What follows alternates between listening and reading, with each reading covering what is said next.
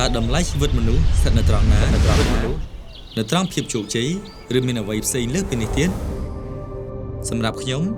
តម្លៃជីវិតដ៏មានន័យអាស្រ័យត្រង់ការដែលមានលទ្ធភាពបានឃើញពិភពលោកខាងក្រៅឲ្យច្រើនបំផុតតាមដែលអាចធ្វើបានអញ្ចឹងហើយទៅពេលខ្លះនៅពេលដែលយើងខំរៀននិងធ្វើត្រាប់តាមបុគ្គលជោគជ័យមួយចំនួនទោះយើងប្រឹងធ្វើឲ្យដូចគេយ៉ាងណាក៏ដោយក៏យើងមានអារម្មណ៍ហាក់បីដូចជាមិនគ្រប់គ្រាន់និងមិនរីករាយដូចគេសោះ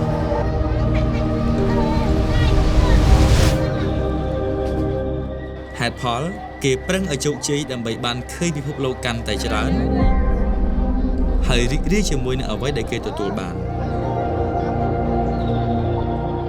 គណៈមនុស្សមួយចំនួនប្រឹងឲ្យជោគជ័យដើម្បីឲ្យគេមើលឃើញថាខ្លួនឯងអស្ចារ្យទោះបីជាខ្លួនមានអារម្មណ៍ពិបាកយ៉ាងណាក៏ដោយ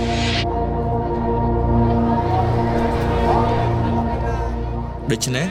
សំណួរសួរថាតើបុព្វហេតុមួយណា